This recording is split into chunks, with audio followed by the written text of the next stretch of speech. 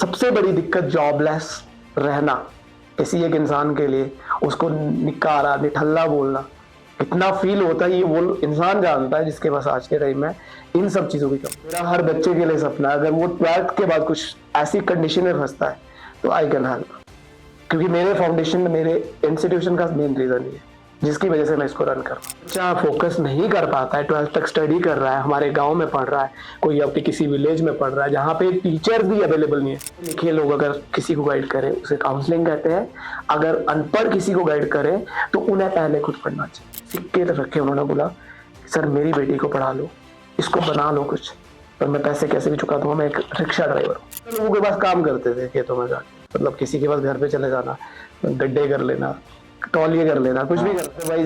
सपने बहुत बच्चों के टूटते हैं, मेरे भी टूटे। तो उन सपनों की वजह से मैं नहीं चाहता कि कोई भी अपनी जिंदगी में अपना रास्ता इस तरीके से बच। मेरा सपना धीरे धीरे धीरे खत्म होने लग गया। नमस्ते दर्शकों, स्वागत है आप लोगों का एक और नए पॉडकास्ट में। और आज मैं पहुंचा हूं शिमला। मैं आज रमन भाई के साथ हूं, जो यहाँ पर आपको मैं बताऊंगा कि बहुत ही इंटरेस्टिंग सी एक इंस्टीट्यूट को चला रहे हैं और जिस पे में ये काम कर रहे हैं वो जानने के बाद मुझे लगा कि इनका भी एक पॉडकास्ट आप लोगों तक पहुंचाना चाहिए, क्योंकि ये भी हमारी साइड से ही है, अपर शिमला से ही है। तो ये अभी एक इंस्टीट्यूट यहाँ पर रन कर रहा है जिसका नाम है एमर्स करियर कोचिंग इंस्टीट्यूट, जो कि खलीनी में है। और यहाँ पे सबसे अच्छी बात यह है कि अगर आप किसी भी कम्पिटिटिव एग्जाम की तैयारी कर रहे हैं, आपके बच्चे हैं जो इन एग्जाम्स की तैयारी कर रहे हैं, तो उनको उनमें से 100 बच्चों को चूज किया जाता है और 100 बच्चों को फ्री यहाँ पर पढ़ाया जाता है, और वो भी तब तक जब तक उनका रिजल्ट आउट ना हो जाए। ये बहुत ही इंटरेस्टिंग सी चीज है, क्योंकि मुझे नहीं लगता हिमाचल में ऐसा कहीं और हो रहा है। अगर हो भी रहा होगा तो वो हमें रमन भाई बताएंगे, और बाकी आगे की जितनी भी नॉलेज है वो सब रमन भाई हमें बताएंगे। और ये क्या क्या कर रहे हैं, कैसे ये प्रोसेस चलता है, इनकी स्टोरी जानते हैं। और वीडियो को आप लास्ट तक देखना और अपने कमेंट्स जरूर बताना कि आपको सुन के कैसा लगा। सो वेलकम रमन भाई। Thank you so much Pradeep ji. कैसे हैं आप? बिल्कुल एकदम ठीक है। तो रमन भाई आप एक काम करो, आप मुझे अपना थोड़ा इंट्रोडक्शन दे दो कि कैसे आपने ये सब शुरू किया, आप कहाँ से हैं? प्रदीप जी मैं बेसिकली निर्वा से हूँ, चौपाल तहसील में आता है। और मैं आपको बता दूं कि मेरी जर्नी, आपका जो बचपन होता है मेरा वो घर पे बीता है। और उसके बाद थोड़ा बड़े होने के बाद मुझे घर वालों ने मेरे मामा जी के घर, आपका रोडू में आपका छाजपुर से मेरे मामा जी है, तो वहाँ पे भेजा। और मेरी स्कूलिंग वहाँ से स्टार्ट हुई, 5th के बाद जो क्लासेस चली मेरी वहाँ पे। आफ्टर दैट जब मेरी सारी स्कूलिंग कंप्लीट हुई वहाँ से, मिडिल क्लास की 8th क्लास तक मैं फावड़ा में पढ़ा। एंड उसके बाद मैं वापस घर गया, तो घर पे मेरी जो पढ़ाई है वो कंप्लीट हुई आपके निर्वा स्कूल में, जो कि 9th 10th 11th 12th। तो बेसिकली मैं साइंस स्टूडेंट नहीं हूँ, मैं आर्ट स्टूडेंट रहा और अपने स्कूल का एक अच्छा छात्र था। आप डिसिप्लिन के मामले में बोल सकते हो, एक डिसिप्लिन ही है जो इंसान को अच्छा इंसान बनाता है, किसी भी विद्यार्थी को अच्छा इंसान बनाता है, या फिर किसी भी व्यक्ति को समाज में जीने लायक बनाता है। तो इन सब चीज़ों की वजह से स्कूल में भी सारी चीज़ें अच्छी थी। तो कुछ समय बाद जब स्कूलिंग कंप्लीट हुई तो उसके बाद घर की कंडीशन और बाकी चीज़ों को देखते हुए तो डिसीजंस तो सबको लेने पड़ते हैं, आपको पता है। उस टाइम थोड़ा सा डिले होता था प्रोसेस, क्योंकि ये हमारे टाइम में बोलेंगे कि मतलब 2010 11 12 की बात है, तो इतना प्रेशर नहीं होता था फैमिली की ओर से कि बच्चे को क्या करवाना है क्या नहीं करवाना है, क्योंकि they all are depend upon कि स्टूडेंट क्या प्लान कर रहा है, उनका बच्चा क्या प्लान कर रहा है। तो पेरेंट्स थोड़े अवेयर भी नहीं थे उस टाइम सारी चीज़ों के रिलेटेड। मेरे पेरेंट्स इतने पढ़े लिखे नहीं है, सब चीज़ों से रिलेटेड वो मुझे गाइड करते थे कि बेटा जो भी करना है अपने फ्यूचर में एक अच्छा इंसान बनने की कोशिश करना, किसी का बुरा मत करना। जो पेरेंट्स बोलते हैं, हमारे माँ बाप जिस तरीके से हमें समझाते हैं, तो उन्हीं सब चीज़ों के बलबूते पर, उन्हीं सभी चीज़ों को मानते हुए मैंने अपने फ्यूचर को डिसाइड करा और 2012 में मैं शिमला गया। ओके जी, 2012 से आप शिमला में ही हैं? डेफिनेटली। एक सपना था, शौक था कि बाहर जाके कुछ करना है, क्योंकि बाहर के बारे में इतना पता नहीं था। टू बी फ्रैंक मैंने शिमला नहीं देखा था उससे पहले, मतलब घर की हालत या फिर किसी और चीज़ों की वजह से बताया। तो मुझे याद है उससे पहले कभी एक फ्रेंड का मुझे कॉल आता था, मेरे गाँव से ही था वो लड़का, ये शिमला बहुत अच्छा है, मॉल घूमने वाली जगह है। तो इस तरीके से वो बोलता था, तो मुझे लगता था कि नहीं, इस तरीके की जगह जाना ज़रूर चाहिए और पढ़ने के लिए भी अच्छा है। बोलता था कि बहुत बड़े-बड़े कॉलेज है, बहुत बड़ी यूनिवर्सिटीज़ है। तो +2 के बाद ऑब्वियसली हर स्टूडेंट का एक सपना होता है, मुझे फर्दर पढ़ाई के लिए एक अच्छे स्टेशन, अच्छे प्लेस पे जाना है, अच्छे कॉलेज यूनिवर्सिटी में जाना है। तो वही सपना लेकर मैं भी शिमला आया था और लगभग रिजल्ट भी नहीं आया था और मैं शिमला पहुंच गया था। तो यहाँ आके फिर आपने कॉलेज ज्वाइन किया या फिर कैसे, मतलब नहीं, कॉरेस्पॉन्डेंस से ही स्टडीज की, क्या था? एक्चुअली जब घर से निकला तो मेरे मदर उस टाइम पंचायत में वार्ड मेंबर थे। ओके। तो प्रेजेंट में इलेक्शन हुए थे उस टाइम, तो उसके बाद हमने इलेक्शन में हेल्प करी मम्मा की, जो भी सारी चीजें थी। इस तरीके से थोड़ा माइंडसेट भी चेंज था कि हाँ ठीक है, आने वाले टाइम में अच्छी पढ़ाई करूंगा, बहुत सारी चीजें होगी। क्योंकि स्कूल टाइम तक भी सारी पढ़ाई जो देखी जाए तो वो मेरे मिडिल क्लास की स्टडी जो मेरे पेरेंट्स ने अफोर्ड नहीं करी थी, वो मेरे मामू जी ने देखा था सारी चीजें। And 9th 10th 11th 12th की बात करूं तो उसमें कहीं ना कहीं मुझे थोड़ा सा सफर करना पड़ा। पेरेंट्स की ओर से भी प्रॉब्लम थी और साथ में खुद को भी प्रॉब्लम थी, क्योंकि फाइनेंस सबसे बड़ा इशू रहता है। और मैंने कुछ ऐसे सब्जेक्ट्स रखे थे जिनकी पैसे पे करने पड़ते थे, या कुछ ऐसे इवेंट्स होते थे जिसमें पैसे देने पड़ते थे। तो उस टाइम इतना ऑप्शन तो नहीं था कि घर वालों से मांग सके। तो हमारे ऑर्चर्ड्स वाला एरिया है थोड़ा, तो हम लोगों के पास काम करते थे खेतों में जाके, मतलब किसी के पास घर पे चले जाना, गड्ढे कर लेना, तौलिए कर लेना, कुछ भी कर लेना। तो उससे जो सोर्स इनकम जनरेट होते थे या पैसे मिलते थे, उससे मैं थोड़ा फाइनेंस जनरेट करके फी पे डिपॉजिट कर लेता था, लेकिन इंटरेस्ट को खत्म नहीं करता था। कुछ चीजें होती है ना, बाय इंटरेस्ट अगर आप कुछ चीजें लेके चल रहे हो तो बाय हुक एंड क्रुक कहीं ना कहीं से अचीव करने की कोशिश करता हूँ। तो मैंने वो सारी चीजें करी। मेरा छोटा भाई है, मैं और वो दोनों जाते थे एंड हमने एक टीम मेंबर की तरह काम करा। दोनों ने मतलब जहाँ जिसको बोलते हैं, मतलब आज तो कॉन्ट्रैक्ट बोलते हैं, ठेके बोलते थे उस टाइम। तो ठेका लेके हम उस वर्क को कंप्लीट करते थे। आफ्टर दैट फाइनेंस जनरेट करके हम पढ़ाई पे इन्वेस्ट करते थे। मेरा भाई मेरे से 1 साल छोटा है और वो उसकी स्कूलिंग प्राइवेट स्कूल से हुई थी, और मैं सिंगल पर्सन था मेरी फैमिली में। मेरे चाचा ताऊ के बच्चे जो है प्राइवेट स्कूल के बजाय गवर्नमेंट स्कूल में पढ़ता था। तो वो प्राइवेट स्कूल अलग ड्रेस में जाते थे और मैं अलग ड्रेस में दिखता था। वो लगभग 8-9 लोग थे और मैं आपका एक पर्सन अकेले जाता था। तो ये इस तरीके की स्टोरी थी। एंड उसके बाद शिमला की बहुत सारी चीजें हुई। शिमला में डायरेक्टली उस मुद्दे पे आऊंगा जो आपने पूछा कि क्या यहाँ पे कॉलेज यूनिवर्सिटी ज्वाइन करी। सर एक्चुअली जब घर से निकला था तो सबसे बड़ा शौक था कि बाइक लूंगा। ओके, ठीक है, सपने की बात करता हूँ, जो शायद सपने बंद आंखों से देखे थे। खुली आंखों के सपने देखी। मैं कुछ रिटन, मेरी राइटिंग बहुत अच्छी थी, मतलब लिखता अच्छा था मैं, तो मुझे शौक था लिखने का। मैंने 10th क्लास में एक अपनी बुक लॉन्च करी थी कॉमेडी से रिलेटेड। उस टाइम राजू श्रीवास्तव मेरे आइडल थे, मैं उनको देखता था वीडियोस पे। तो इस तरीके से जब यहाँ पहुंचा तो चीजें डिफरेंट होने लगी और पैसों की दिक्कत आने लगी। जब मैं शिमला आया तो मेरे पास रहने के लिए जगह नहीं थी प्रॉपर्ली। तो first night I stay in gurdwara जो यहाँ पे है। तो दूसरे दिन मुझे मेरे यहाँ पे भी आया रहते हैं, यहाँ पे कोई रिलेटिव थे, तो उन्होंने बोला मुझे, मैंने सुना कि तू शिमला आया हुआ है। मैं कहा हाँ जी आया हूँ। तो उन्होंने मुझे बताया कि तू शिमला आया है, तूने कॉल क्यों नहीं किया। मैं कहा होता है यार हमारे रिलेशंस। तो मैंने बोला इस वजह से नहीं करा यार, छोड़ सारी चीजें, मैं शिमला में इतने सालों से रह रहा हूँ। तो मैं उनका आज भी रिस्पेक्ट करता हूँ उस मामले में उनकी, कि उन्होंने मेरी हेल्प करी उस टाइम। मेरे भाभी भैया दोनों लोग, उन्होंने मेरी हेल्प करी। तो मैं यहाँ पे रहा। उसके बाद उन्होंने बोला कि तू यहाँ आ तो गया है पर करना क्या चाहता है। घर से तो आया था सपना बाइक लेके कि बाइक लेना है, पढ़ाई करनी है, लेकिन दोनों चीजें छूट गई और मैं डायरेक्टली जॉब पे लग गया। मैंने जॉब स्टार्ट करा, एक फोटो स्टूडियो था, उसमें मॉल पे जो फोटोग्राफ्स लेते हैं, आप जानते हो ना, मॉल पे जो फोटोग्राफ्स लेते हैं, लाइक कोई टूरिस्ट आता है तो उस फोटोग्राफ को प्रिंट धुलने के लिए लिया जाता है, नेगेटिव्स को। उस टाइम अलग होता है। उस टाइम अलग प्रोसेस होता था, बहुत डिफरेंट होता था और बहुत ही मतलब इंटरेस्टेड होते थे पीपल्स, क्योंकि लोगों के पास मोबाइल्स कम थे और कैमरास का टाइम बहुत था। तो डेफिनेटली जो मॉल पे फोटो लेते थे, बाय साइड एंगल, चर्च का एंगल है, हिल एरिया का एंगल है, तो वो जो कैमरा मैन था वो नेगेटिव्स लेके आता था और वो वहां पे रखता था। सरदार जी की शॉप है मॉल पे, तो वहां रखने के बाद उस नेगेटिव को उठा के लेके जाना, फिर प्रिंट धुलवा के लेके आना, फिर वहां रखनी।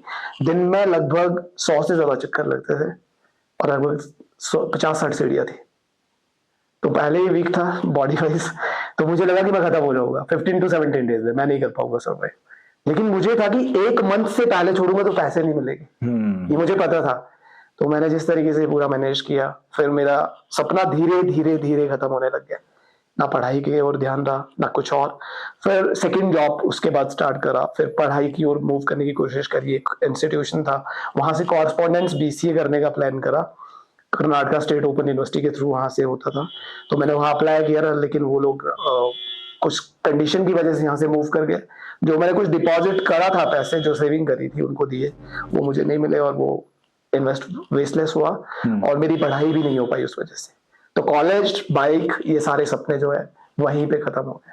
जब सपने टूटे तो सिर्फ एक सपना दिखता था कि जॉब करूंगा तो शायद सेटल होगा, क्योंकि दिक्कत ये थी कि मेरा सपना मेरे घर घर वालों का भी नहीं था कि हम कॉलेज भेज पाएंगे बेटे को या कुछ और कर पाए। उनका भी ये प्लान था कि तू पैसे कमा रहा है तो डेफिनेटली अपने लाइफ में जो भी करना चाह रहा है अच्छी बात है, क्योंकि गाइड करने वाला नहीं था। सबसे बड़ी दिक्कत ये थी, आज जिस इंडस्ट्री में जिस प्लेटफॉर्म पे मैं काम कर रहा हूँ, तो मेरा हर बच्चे के लिए सपना है अगर वो 12th के बाद कुछ ऐसी कंडीशन में फंसता है तो आई कैन हेल्प, क्योंकि मेरे फाउंडेशन, मेरे इंस्टीट्यूशन का मेन रीजन ये जिसकी वजह से मैं इसको रन कर रहा हूँ। अदरवाइज सपने बहुत बच्चों के टूटते हैं, मेरे भी टूटे। तो उन सपनों की वजह से मैं नहीं चाहता कि कोई भी अपनी जिंदगी में अपना रास्ता इस तरीके से बदले। कि सबसे बड़ी दिक्कत जॉबलेस रहना किसी एक इंसान के लिए, उसको निकारा निठल्ला बोलना कितना फील होता है ये वो इंसान जानता है, जिसके पास आज के टाइम में इन सब चीजों की कमी है। तो आज अगर इस इंडस्ट्री में कुछ करने की कोशिश कर रहे हैं तो ये डिफरेंट है।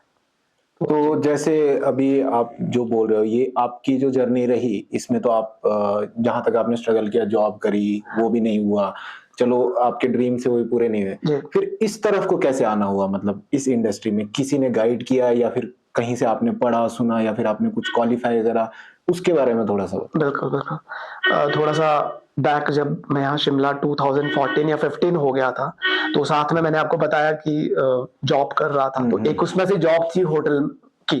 तो वहां जब जॉब करता था तो जॉब के साथ साथ मुझे वहां पे एक श्याम शर्मा जी हमारे गांव के, तो उन्होंने गाइड करा कि बेटा तू पढ़ने में अच्छा है, थोड़ी इंग्लिश भी बोल लेता है, तो एक काम कर ले, मैं तेरा एक सर्टिफिकेशन करवा देता हूँ। हमारे पास यहाँ पे ऑप्शंस आते हैं कि जो आपके होटल में जॉब करते हैं लड़के, यंगस्टर, आप उनको सर्टिफिकेशन डिग्री के लिए IHM कुफरी भेज सकते हो, प्रैक्टिकल नॉलेज। तो IHM कुफरी यहाँ पे जो मेरा डेजिग्नेशन था, वो मैं कभी रिसेप्शन संभाल लेता था। होटल बड़ा है, 3 स्टार प्रॉपर्टी, 4 स्टार प्रॉपर्टी में आता है। कभी रिसेप्शन, कभी किचन में संभाल लेता था, कभी हाउस कीपिंग, कभी कुछ तरीके की मैनेजमेंट संभाल लेता था। कभी फॉरेनर्स आते थे, कभी साउथ इंडियंस आते थे, कभी कोई आपका नॉर्थ इंडियन आ रहा है। तो इस तरीके से जो लोग हमारे पास आते थे, उन लोगों से कम्युनिकेट करके सारी चीजें बढ़ रही थी। तो वो एक प्लेटफॉर्म मिला कि IHM करने के बाद शायद लाइफ सेटल हो जाएगी। लेकिन सबसे बड़ी दिक्कत क्या हो गई, जब ये सारी चीजें नहीं हो पाई और IHM का वो प्लेटफॉर्म नहीं कर पाया कंटिन्यू, क्योंकि दिन को पढ़ाई और रात को जॉब, तो वो छोड़ के उसके बाद सडनली मैंने सारी चीजें चेंज कर दी, इस लाइन में मूव कर गया। वो हुआ ऐसे कि मेरे साथ जो अंकिता मैम है, जिनकी मैं बात करता हूँ हमेशा, तो जिस जगह पे वो जॉब कर रहे थे, उस जगह पे लोग जो है मतलब अपने बच्चों को लेके आते थे, वो अंकिता मैम के साथ बहुत कनेक्टेड थे।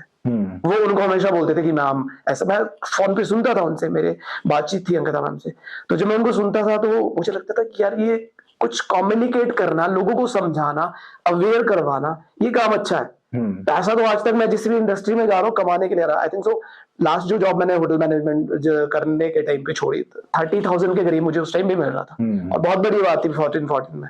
तो वो सारी चीजें जब मैंने मैम से बात करी कि मैम क्या कर रहे हो आप, ये कौन सी जॉब है, तो मेरा इंटरेस्ट नहीं था। इंटरेस्ट तब क्रिएट हुआ जब मैंने उनको सुना। तो सडनली उनका एक दिन कॉल आता है कि सर हमारे ऑफिस में एक रिक्वायरमेंट है कि अगर आप करना चाहते हो। मैं कहा मैम प्रोफाइल क्या है, जॉब में करना क्या है, आप अच्छे से बात करना जानते हो, आप सिर्फ लोगों को गाइड करो हमारे पर्पस के लिए, कोचिंग के लिए। तो कोचिंग नाम नहीं सुना था इतना कि क्या है क्या नहीं है। तो मैंने सडनली सारी चीजें डिस्कस करी और मैम ने मुझे बताया कि आप ऑफिस आओ, मीटिंग करते हैं। तो वहां पे एक IITian था, पहली बार मैंने किसी IITian का नाम सुना। तो उस टाइम IITian की वैल्यू आज के टाइम से उस टाइम की, मतलब जब भी मानेंगे आप, तो इक्वल है वो आज भी उस टाइम। तो उस IITian के बारे में जब वहां सुना, तो लग तो इंसान ही रहा था, कुछ डिफरेंट नहीं था, कोई टैग नहीं लगे थे उसको, कोई स्टार नहीं थे, लेकिन जो उसके बात करने का तरीका था, जो वो सारी चीजें देख रहा था मैं, क्योंकि थोड़ा समझ गया था सारी चीजें, दुनिया समझ गया था तब तक। तो जब पता चला तो उसने बताया कि मैं आपको 25,000 रुपीज स्टार्टिंग सैलरी दूंगा, आपने लोगों की काउंसलिंग करनी है। मैं खुश हो गया, मैं काउंसलिंग जाना है, बात करना है टेलीफोनिकली या फिर लोगों को मिलना है, खत्म काम। क्योंकि इंडस्ट्री उस टाइम जो है बिल्डअप हो रही थी शिमला में। शिमला में इस इंडस्ट्री में उस टाइम इतना बूम नहीं था। आप बोल सकते हो कि गिने चुने 2-4 इंस्टीट्यूशन थे जो लोग इस इंडस्ट्री में काम कर रहे थे। तो उसके बाद सडनली में यहाँ से बूम आया और इस इंडस्ट्री में डायरेक्ट निकल कर रहा है। ओके, तो वहां से एज ए आपने स्टार्ट किया काउंसलर। तो उसमें वही काम रहता ना कि पेरेंट्स आए, या तो आपने उनके कॉन्टैक्ट्स निकाले, उनसे कॉल पे बात करी, उनको समझाया कि ये चीजें हम करवाते हैं। तो वहां मेरी जर्नी रही सिर्फ 3 मंथ।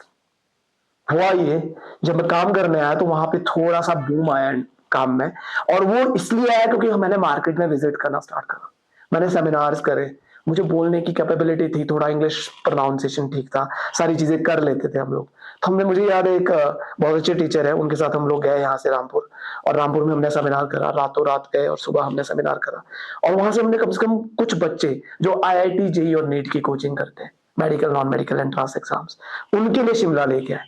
और जब उनके एग्जाम बच्चों को लेके आए तो वो बच्चे जो पे कर रहे थे, तो मैं देख रहा था, मुझे नहीं पता था कि फी क्या है, किस लाइन में कैसे लेके जाना है, मैं तो सिर्फ ये जानता था कि बच्चों को लेके आना है। देखो ना, सबसे बड़ी बात है उसमें मेरी भी गलती है, उन लोगों की भी गलती है जो उन बच्चों को पढ़ा रहा है या उनको ले आने के लिए मुझे पैसे दे रहा है, कि बच्चों को ये तक नहीं पता है कि करना क्या है।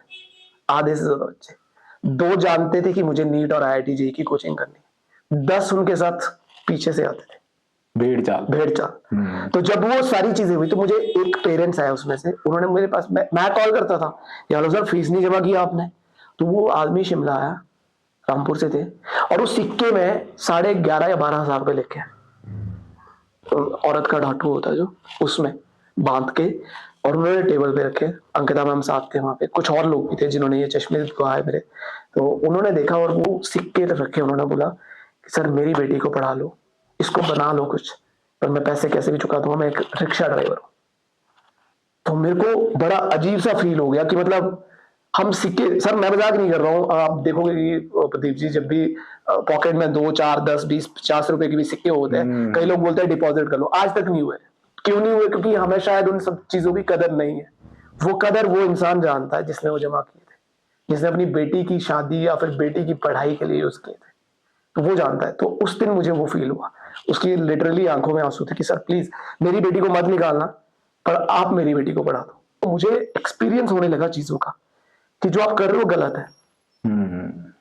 आप पैसा नहीं कमा रहे हो, आप लोगों के इमोशंस के साथ खेल रहे हो। आप पे क्या बैक कर रहे हो उसमें? कुछ भी नहीं। Result is not fix in this industry. First of all, हम किसी को कमिट नहीं करते कि हम आपके बच्चे को डॉक्टर बनाएंगे, and that is not possible. मैं बता दूं आपको, इस इंडस्ट्री में बहुत सारे लोग ऐसे हैं जो ये सारी चीजें बोलते हैं कि हम आपके बच्चे को डॉक्टर बनाएंगे, सिर्फ एक चीज के लिए, उस बच्चे को लाने के लिए, उसके पैसे को निकलवाने के लिए। Right. तो मेरा मानना ये तो सबसे बड़ी गलती है, शायद मैंने भी करी है, और अपनी गलती को मानना, शायद मुझे आज ये कैमरे के सामने, आप लोगों के सामने ये बात बोलने में बिल्कुल भी शर्म नहीं आ रही है कि मैंने भी गलत किया है, और इंसान गलती करके सीखता है। सडनली एक दिन जो है मुझे किसी बच्चे ने पूछा कि सर NDA क्या होता है? डेफिनेशन आती थी, क्योंकि डेफिनेशन तो सब पढ़ते हैं जो इंडस्ट्री में जॉब कर रहे हैं। तो उस बच्चे ने सडनली मुझे पूछा कि सर SSB का क्या प्रोसेस रहता है? मुझे कुछ पता नहीं था। उसने एक और एग्जाम पूछा, सर ICAR क्या होता है? Imperial council of agriculture non university Solan का पेपर होता है। मुझे उस टाइम नहीं पता था।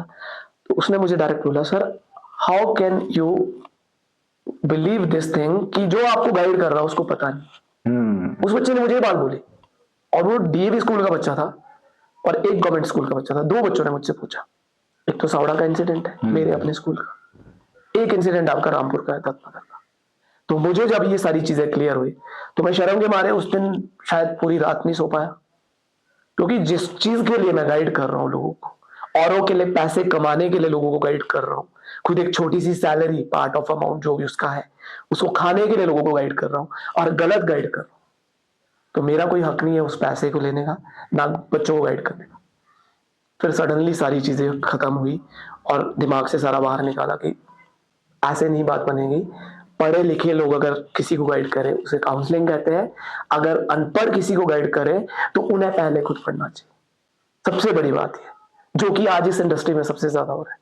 आप रोडू से बेसिकली बिलोंग करते हैं, मैं अभी अपर हिमाचल से हूँ। हमारे लोगों के पास पैसों की कमी नहीं है, और शायद अब लोअर हिमाचल में नहीं होता, आप जानते हैं बहुत सारी जगह पे, लेकिन वहां के लोगों को इसकी वैल्यू पता है, हमारे लोगों को इस चीज की वैल्यू नहीं पता है। तो सबसे ज्यादा हाइक किसने दिया? हमारे अपने लोगों ने दिया। किसी ने 1 लाख फीस बोली, उसको 1 लाख दे दिया। किसी ने बोला कि आपका हम 2 महीने में रिजल्ट निकाल देंगे, 20,000 रुपए 2 महीने का दो। नहीं होता है, झूठ है सारी चीजें। आप भी जानते हो इस इंडस्ट्री में, आज मैं हिमाचल में रह के बात कर रहा हूं, मैं ऑल ओवर इंडिया की बात कर दूं, 12,000 करोड़ की इंडस्ट्री है फिजिक्स वाला की, पूरे ईयर की। टर्नओवर है उसका, इंडस्ट्री तो पता नहीं कितने करोड़ों की होगी। तो उस 12,000 करोड़ में कितने बच्चे रिजल्ट निकल रहे हैं? 10 लाख तो निकलना चाहिए था ना। मतलब मेरे मुंह से निकल रहा है 10 लाख, पर कम नहीं है ना, क्योंकि इतना पैसा ले रहे हो आप। जिसकी 10 करोड़ की है उसके 1000 बच्चे तो निकलने चाहिए, पर नहीं है ऐसा। यहाँ पे उल्टा है सारा। 1500 बच्चों में 150 बच्चों का रिजल्ट है। जिस भी इंस्टीट्यूट की बात करूं, मैं किसी का नाम नहीं लूंगा, मेरी किसी से कोई दुश्मनी नहीं। तो लोग जो है भीड़ के पीछे भाग रहे। हमारा मेन मकसद ये है कि हमारे पास जो बच्चा है वो सेल्फ इंटरेस्टेड हो। अब आप बोलेंगे जो आप 100 बच्चे पढ़ा रहे हैं उनका क्या, किस तरीके से हम उनको ले रहे हैं, तो सबसे मेन रीजन है उनको हम जो ले गए वो हम अपनी टर्म एंड कंडीशन पे ले गए। पहली टर्म एंड कंडीशन है कि वो बच्चा सेल्फ इंटरेस्टेड हो, अवेयर हो, जो करना चाहता है। जबरदस्ती ना लाया गया हो मेरे ऑफिस से फोन करके या किसी और के ऑफिस से फोन करके। तो ये थोड़ा सा वो सिस्टम मैं सारी चीजें कर। तो यहाँ पे आप लोग क्या करेंगे अगर कोई आपके पास आता है? आप अगर 1000 बच्चों को अपने पास रखोगे, obviously there will be a question हाँ कि सर अब 1000 बच्चे हैं, आप ये बात कर रहे हो कि भाई हम आपको फ्री में चलो पढ़ा देते हैं या कुछ कर देते हैं। तो उस टाइम पे आप क्या जवाब देंगे, या फिर आपको क्या लगता है कि आपके पास क्या सोल्यूशन है इस चीज का? सोल्यूशन पे हम नहीं, आप बिल्कुल सही बोल रहे हो प्रदीप जी। एक्चुअली आपका ही क्वेश्चन नहीं है। आप अकॉर्डिंग टू हमारी डिस्कशन हो रही है तो डेफिनेटली ये क्वेश्चन बनता है कि हाँ सर आप बच्चे को ले रहे, अगर गवर्नमेंट जॉब नहीं मिली सिलेक्शन के बावजूद भी, तो क्या फिर क्या होगा? यस, अब देखिए सर, सपोज दैट, मतलब मुझे कई बार बदनसीबी भी लगती है कि मैं आर्ट स्टूडेंट हूँ। कई बार मुझे खुशनसीब फील होता है कि मैं जो इस इंडस्ट्री में शायद आर्ट स्ट्रीम की वजह से हूँ।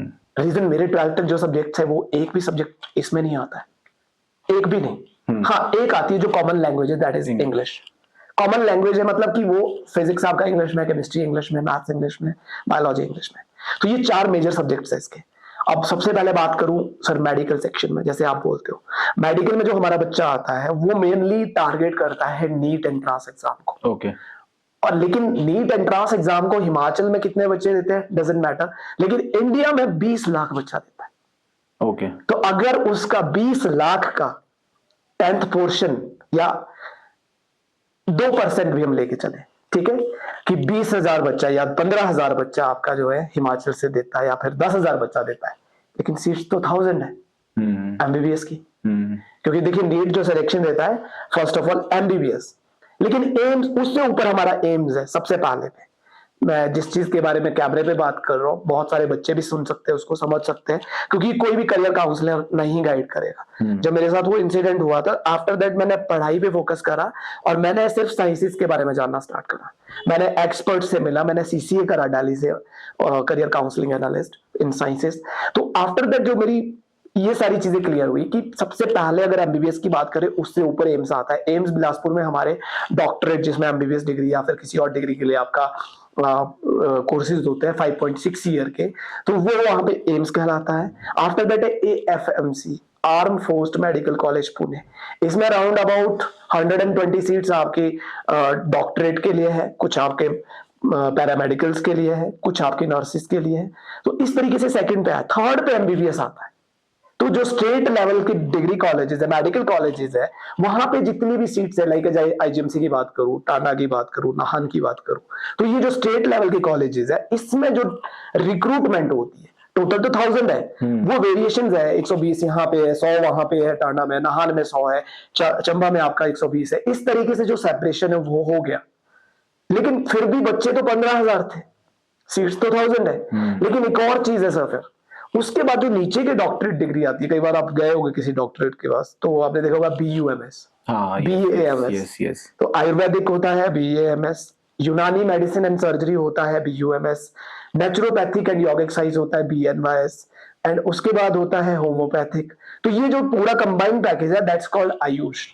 मैंने सुना आयुष मेडिसिन। और इसमें जो आयुर्वेद से रिलेटेड हमारा सारा सिस्टम है। तो मैंने जब ये लर्न करा प्रॉपर्ली, मैंने इस पे रिसर्च करा, तो मुझे पता चला कि इसमें भी जो सीट्स है वो सारी सीट्स भी फिलअप होती है, लेकिन हमारे हिमाचल में कुछ ही कोर्सेज अवेलेबल है। यहाँ से बाहर कोई जाना नहीं चाहता है, लेकिन लोअर हिमाचल के बच्चे जाते हैं, कई जगह से बच्चे जाते हैं। तो अब जो है उसमें थोड़ा सा हाइक आने लगा है। दिस ईयर का अपडेट है BNYS जो है, bachelor of naturopathic and yogic exercise, वो डिफरेंट हो गया, आयुष से हट गया है।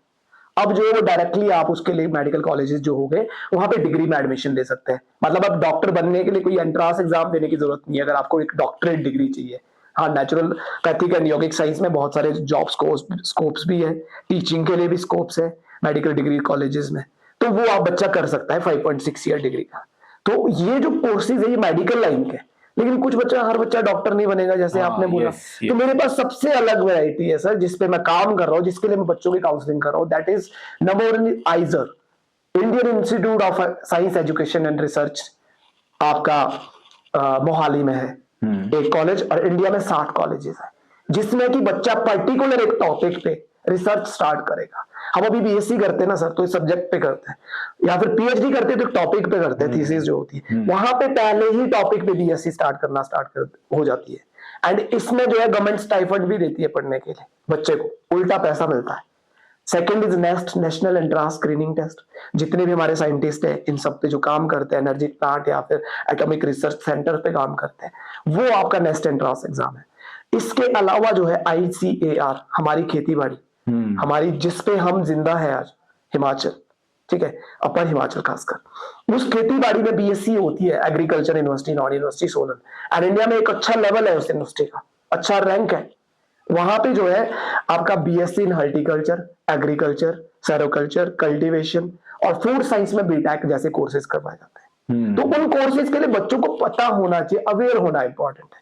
अब स्कूल में जो बच्चे पढ़ रहे हैं उनके पास कोई भी कोचिंग जाती है या फिर कोई भी लोग जाते हैं, तो सर सबसे बड़ी दिक्कत क्या आती है उनके साथ कि वो लोग अनअवेयर होते हैं जो उनको गाइड करने जाते हैं, उनका डाटा कलेक्ट करते हैं, उनका डाटा लेके आते हैं, उनके पेरेंट्स को कॉल करते हैं, सर आपके बच्चे को कोचिंग करनी चाहिए। किस चीज के लिए? नीट और जी सबका नहीं होगा सर। आप ये स्टैग्नेशन यहां देखिए कि अभी भी आईजीएमसी में 2019 का बैच जो है वो अनप्लेस्ड है, उनकी रिक्रूटमेंट नहीं हुई है ड्यू टू वैकेंसीज जो है अभी खाली अवेलेबल नहीं है, इस वजह से।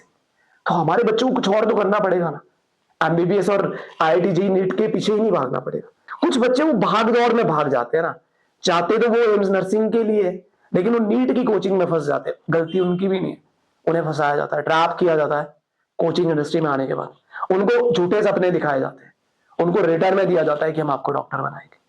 तो आई थिंक सो ये तो सपने, जो आपके सपनों के साथ खिलवाड़ कर रहा है उसकी रिस्पॉन्सिबिलिटी है कि उन सपनों का जवाब वो दे। हमारे पेरेंट्स को सिर्फ इतना अवेयर होना है, जैसा कि मैंने बोला आपको, हमारे पास जो 100 बच्चा फ्री पढ़ेगा उसको हम 1 साल नहीं पढ़ाएंगे, जब तक वो रिजल्ट नहीं निकाल देता है तब तक पढ़ाएंगे। वो हमारी उसके लिए पूरी ओर से हम अपना 100% देंगे ताकि वो रिजल्ट इंक्रीज कर पाए अपना। ओके, तो अभी जैसे आप 100 बच्चों को जिनको लेंगे या फिर जिनका इंटरेस्ट है, कितने टाइम की क्लास रहती है, मतलब उसका टाइम? हाँ, स्केड्यूल थोड़ा सा बारे में बताएंगे बिल्कुल, कि उसका वो डेली का रूटीन भी खराब ना हो। ऑब्वियसली क्योंकि शिमला जैसी जगह में क्या हो जाता है कि अब विंटर्स हैं तो डेफिनेटली दिन होते हैं, बहुत टफ होता है, यहाँ पे आप ट्रैवल करना इजी नहीं है, क्योंकि आप अगर क्लिनी में हो, हर बंदा क्लिनी में नहीं होगा, बिल्कुल अलग अलग कोने से होगा, या फिर वही वाली बात हो जाएगी कि जैसे आप शिमला आए थे तो आपके पास पैसे बिल्कुल दिखते बहुत थी। प्रदीप जी, एक्चुअली हमारा जो मेन टारगेट है अभी वो है अपकमिंग बैच 2025 वाला, जो कि स्टार्ट होगा 25 मार्च के बाद। ओके, तो अभी इवन मैं आपको बता दूं, मैंने जो इस बैच की बात कर रहा हूँ, पूरी प्रिपरेशन हो चुकी है, एडमिशन हो चुका है हमारा बच्चे का, एंड वो विंटर्स में भी हमारे पास आएंगे स्कूल की छुट्टियों के टाइम पे। रिवीजन बैच बोलते हैं उसको। उन बच्चों को हम रिवीजन बैच में लेके प्रॉपर्ली उनको दिखाएंगे सारी चीजें, उनको गाइड करेंगे। अब 45 to 50 डेज हमारे पास बच्चा रहता है, हम उसको प्रॉपर्ली गाइड करेंगे कि आफ्टर 12th आपके पास क्या क्या चीजें है। तो वो बच्चा जब आएगा तो वो ऑटोमेटिकली हमारे पास सारी चीजें देखेगा, फिर वो मार्च के बाद ड्रॉपर बैच पे काम करना स्टार्ट करेगा, और लगभग अगले मार्च अप्रैल मई तक वो हमारे पास पढ़ेगा। लगभग 300 डेज प्लस क्लासेस रहेगी, 300 से भी ज्यादा दिन क्लासेस रहेगी। और दूसरा उसका टाइमिंग जो है क्लास का 1.5 आवर के बीच में रहती है। मॉर्निंग जैसे 9 या 10 बजे से जो क्लासेस टाइमिंग है, तो 1.5, 2, 3 बजे तक पढ़ता है। बच्चों के रहने के लिए हमारे पास hostel and PG facilities available है। मैंने हॉस्टल और पीजी में वो पहले ही एक लेवल दे दिया कि आप बच्चा हमारे थ्रू वहां रखिए, बच्चे को कोई प्रॉब्लम आएगी बच्चा हमें बताएगा पहले। वो जरूरी नहीं है कि आपको प्रॉब्लम घर पे फेस करनी पड़े। आपके बच्चे की रिस्पॉन्सिबिलिटी आपसे ज्यादा पहले हमारी है, हम उस चीज को देखेंगे, ना कि आप लोगों तक वो बात आएगी। क्योंकि लास्ट 5 to 7 ईयर से मैं जो फेस कर रहा हूँ, हर बच्चे को बीमार होने के बाद hospital, first aid facilities and all सारी चीजें मैं खुद देख रहा हूँ। क्योंकि मेरी जिम्मेवारी है, मैं बच्चे को यहाँ तक लेके आ रहा हूँ, उसके बाद जिम्मेवारी तो हमारी है सर, किसी और की तो नहीं है। तो ये चीजें इस तरीके से। रही बात नॉन मेडिकल सेक्शन बचा, वो चीज थोड़ा हमारा स्किप हो गया था। उनके लिए सबसे बेस्ट अपॉर्चुनिटी है आईआईटी और जेई का पेपर। अब मैं आपको यही पूछना चाहूंगा कि अल्टीमेट ड्रीम क्या है अभी, और जैसे आप बच्चों को फ्री में पढ़ा भी रहे हो, ठीक है उनको जॉब लग जाएगी, सब हो जाएगा, what is your ultimate dream? जो बच्चा हमारे पास आ रहा है, मेरा उनके थ्रू अल्टीमेट ड्रीम तो यही है मेनली कि हमारी जो सिलेक्शन रेशो है उसको इंक्रीज करना विद विजन के साथ, कि जो बच्चा कोचिंग के लिए आ रहा है, फर्स्ट ऑफ ऑल मैं उनको एक चीज क्लियर करना चाहूंगा कि आपके पास करियर काउंसलिंग के ऑप्शन हिमाचल में बहुत कम है। एज ए करियर काउंसलर मेरे पास ये बहुत अच्छी अपॉर्चुनिटी है कि बच्चों को मैं गाइड कर रहा हूँ, और अभी तक किया भी है। ओवर दिन 5000 स्टूडेंट को मैं साल में काउंसलिंग करता हूँ, स्कूल्स में जाके विजिट करके। इस साल जो हमारा ये मेन विजन है 100 स्टूडेंट को फ्री पढ़ाना, इसी साल नहीं रहेगा, एवरी ईयर रहेगा। और इसी तरीके से मेरे को ये मोटिवेशन मिला आपका कोटा फैक्ट्री वेब सीरीज से, जो कि जितेंद्र कुमार की है, और साथ में मुझे इंस्पायर करा सुपर 30 एंड आपका पुणे में जो दक्षिणा करके है, जो वो लोग करते हैं। ये एक ऐसा फंड है, मैं आपको बता दूं, उज्जवल हिमाचल फाउंडेशन, जो कि नॉन प्रॉफिटेबल फंड है। हम बच्चों से कुछ लेंगे नहीं, उनसे जो भी चीजें हम ले रहे हैं उसके बदले उनको वो चीजें मिल रही है जो उनको दिखेगी। और दूसरी बात, रिजल्ट के लिए हम मिलकर मेहनत करेंगे। और दूसरी बात, हर जगह से बच्चा जो है सेपरेट प्लेसेस से है, रामपुर से है, रोडू से है, किन्नौर से है, हर स्कूल से एक एक दो बच्चा है self interested through career counselling. मेरे पास कोई भी ऐसा बच्चा नहीं आएगा कोचिंग के जिसकी काउंसलिंग नहीं करेगी। तो इट मीन सिंपली मेरा रिजल्ट ऑटोमेटिकली इंक्रीज होने वाला है। जब हम नेक्स्ट टाइम मिलेंगे कभी, तो मैं आपको अपने रिजल्ट दिखाऊंगा।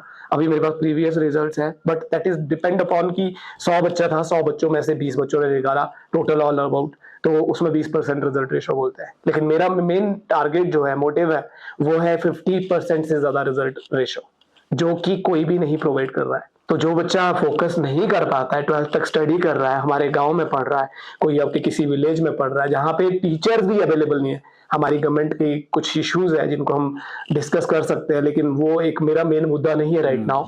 बट फिर भी मैं कहूंगा कि जो बच्चा साइंस बैकग्राउंड से आता है उसके लिए 11th 12th बहुत इंपॉर्टेंट है।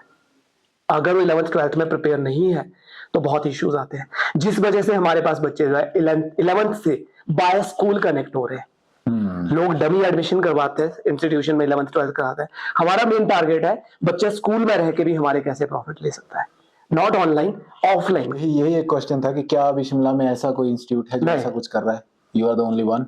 डेफिनेटली नॉट इन हिमाचल, अच्छा, ओवर इंडिया की बात कर रहा हूँ। सुपर 30 बच्चों को पढ़ाता है, दक्षिणा Pune I think so 50+ students को पढ़ाता है, and I am only one in India जो कि इतनी बड़ी स्कॉलरशिप बच्चों को दे रहा है। और मेरे को इस चीज का प्राउड भी है, क्योंकि मैं कोई नहीं होता हूँ किसी को फ्री पढ़ाने वाला, लेकिन बच्चे के टैलेंट के बिहाफ पे और बच्चों की पर्सनल जो उसका इंटरेस्ट है, एप्टीट्यूड है, उसके बिहाफ पे हम लोगों को प्रोवाइड कर रहे हैं चीजें। हाँ, डेफिनेटली कहीं ना कहीं लोगों की जरूरतें भी होनी चाहिए।